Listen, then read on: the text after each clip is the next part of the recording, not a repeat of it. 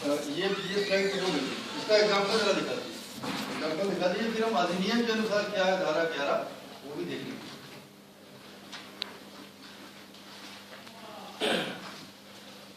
Example है, आवेदक ने भारतीय स्टेट बैंक से अपने सहकर्मी के बैंक खाते में उपलब्ध पते और धनराशि का विवरण चाहा। एक आईएएस अधिकारी ने नियुक्ति विभाग से अपने सहकर्मी की वार्षिक चरित्र प्रविष्टि की छायाप्रति और उसकी जमीन जायदाद का विवरण उपलब्ध कराने का, ये कुछ एग्जाम्पल है थर्ड पार्टी है ना, बैक फैक्ट्री। आगे नहीं, जो ये दिखाया उसकी सूचना नहीं देनी। जब आपने थर्ड पार्टी को नोटिस दिया, ठीक है, तो जन सूचना अधिकारी नोटिस का विवरण प्रारूप 3 पर जो रजिस्टर है उसमें अभियुक्ति के नीचे अंकित करेगा। ये दिखाइए प्रारूप 3, हर चीज रजिस्टर में जानी है, एट ए ग्लास सब ये लिखा। वो हमने अभियुक्ति के नीचे कॉलम नंबर 10 में ये लिख दिया कि इतनी तारीख को श्री प्रमोद को पक्ष रखने हेतु कुछ न भेजिए, ये रजिस्टर में लिखिए। हर एक्शन रजिस्टर में आ रहा।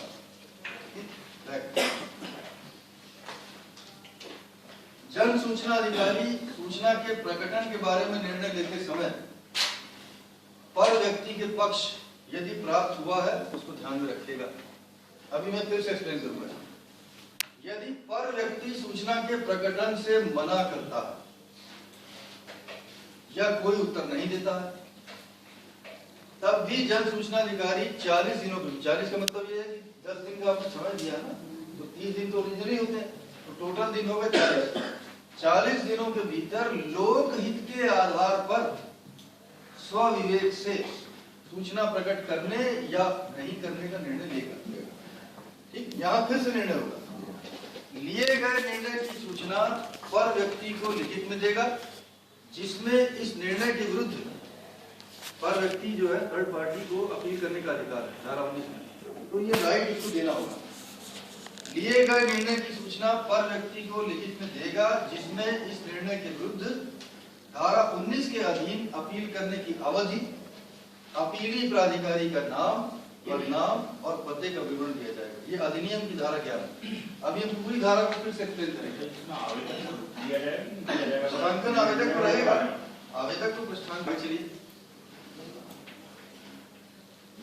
अब जो आपने निर्णय लिया, अभी बैक फैक्ट लिए गए निर्णय के संबंध में जब उसका जवाब आ गया, तो जो आपने निर्णय लिया, लिए गए निर्णय के संबंध में पर व्यक्ति को दी गई सूचना का विवरण प्रारूप 3 पर बनाए गए रजिस्टर में जरा दिखा दीजिए एक बार फिर से। प्रारूप 3 ये ठीक है। बैक, यदि पर व्यक्ति 30 दिनों के भीतर उक्त निर्णय के विरुद्ध कोई अपील करता है, तो सूचना तब तक प्रकट नहीं की जाएगी जब तक अपील पर अंतिम रूप से निर्णय न हो जाए।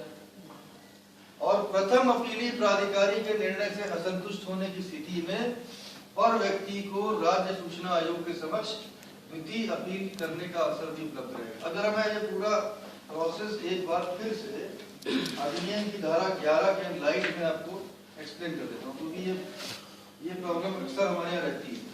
ठीक, इसको जरा फिर से ध्यान से समझते हैं। थर्ड पार्टी की डेफिनेशन हमने कल देख ली।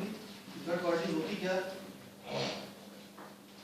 यदि कोई ऐसी इंफॉर्मेशन है जो थर्ड पार्टी से रिलेटेड है, आपके अभिलेखों में है, और आपने गुण दोष के आधार पर उसे प्रकट करने का निर्णय ले लिया। अब निर्णय आपको दो निर्णय लेने हैं, निर्णय देना है या नहीं देना। पहले तो हो सकता है आपने निर्णय लिया कि ये अधिनियम की अमुक धारा के अंतर्गत दे नहीं है, तो बात वहीं समाप्त है। लेकिन यदि आपने निर्णय ले लिया, तो निर्णय लेते ही थर्ड पार्टी की सूचना उपलब्ध नहीं कराई जाएगी, बल्कि धारा 11 की प्रक्रिया, अधिनियम की धारा 11 की प्रक्रिया पूरी करनी होगी। क्योंकि थर्ड पार्टी के जो राइट हैं अधिनियम में दिए गए, वो राइट उसे देने। तो निर्णय लेते ही, जो निर्णय लेना है 5 दिन के अंदर ले लीजिए। आवेदन पत्र प्राप्त होने के 5 दिन के भीतर निर्णय ले लीजिए, यदि आपने देने का निर्णय करना है। अगर आपने थर्ड पार्टी की सूचना प्रकट करने का निर्णय ले लिया, तो निर्णय लेते ही अधिनियम की धारा 11 के अंतर्गत नियमावली के अनुसार प्रारूप 9 प्रारूप 9 में थर्ड पार्टी को नोटिस जारी करेंगे, प्रारूप 9 में, और उसे 10 दिन का समय देंगे। कुछ नोटिस की कॉपी आवेदक को आवेदक को हस्ताक्षर होगा, तो आवेदक के लिए वो सूचना है कि थर्ड पार्टी प्रोसेस प्रारंभ हो गया। अब जो 10 दिन का समय दिया है, in most of the cases third party उत्तर देगी, और उसमें लिखा है कि यदि आप उत्तर नहीं देते तो ये माना जाएगा कि आपको कुछ नहीं कहना। उसको पत्र प्राप्ति के 10 दिन के अंदर, या हमने जो लेटर लिखा उसके से? आपने जो लेटर लिखा है उसके पत्र प्राप्ति के 10 दिन के लिए, यानी डाक में जाने में उसके पहुंचने में 3 दिन और लगेंगे। 3 दिन और अपना अनुमान कर लीजिए। हाँ, ठीक। तो पत्र प्राप्ति के 10 दिन के भीतर in most of the cases third party उत्तर देगी। अब जो उत्तर उन्होंने दिया, अब यहाँ पर आपका निर्णय फिर से होगा। पहला निर्णय तो आप ले चुके थे कि प्रकट करना है, लेकिन थर्ड पार्टी को अवसर दिया आपने, अब यहाँ फिर से निर्णय लेना है। अब जब आप दोबारा निर्णय लेंगे तो थर्ड पार्टी ने आपको जो प्रत्यावेदन दिया उसमें जो कुछ कहा है उसको संज्ञान में लेते हुए निर्णय लेना। उसने जो बातें कही है उसको अपने मस्तिष्क में रखते हुए फिर से निर्णय लेना।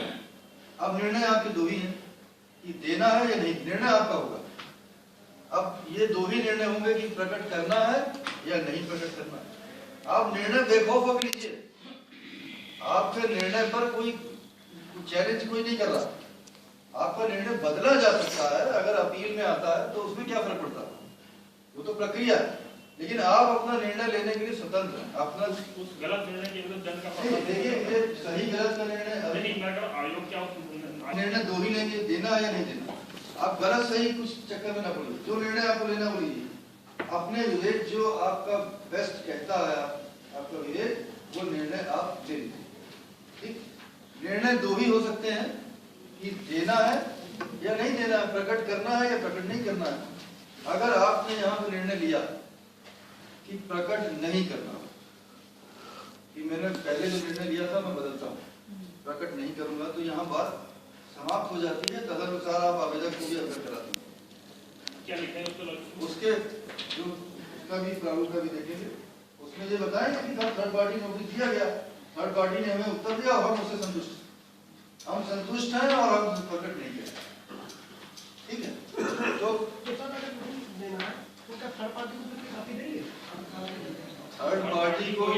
थर्ड पार्टी क्या लिखेंगे वही बताने जाओ। अगर आपने ये निर्णय लिया कि नहीं देना है, तदनुसार आप थर्ड पार्टी को अवगत करा देंगे और आवेदक को भी अवगत करा देंगे। लेकिन यदि आपने ये निर्णय लिया कि प्रकट करेंगे तो प्रकट करने का केवल निर्णय लेंगे पीआईओ साहब, देंगे नहीं, केवल निर्णय लेंगे बस। क्यों?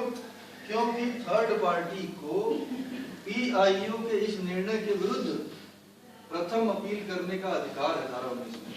ये अधिकार थर्ड पार्टी को देना होगा, जो अधिनियम ने अधिकार दिया है वो हमें देना होगा। तो केवल निर्णय ले लेंगे, देंगे नहीं। अब उनको बताएंगे कि हमने आपके प्रत्यावेदन पर विचार किया, सम्यक विचारोपरांत आपकी सूचना को प्रकट किए जाने का निर्णय लेंगे।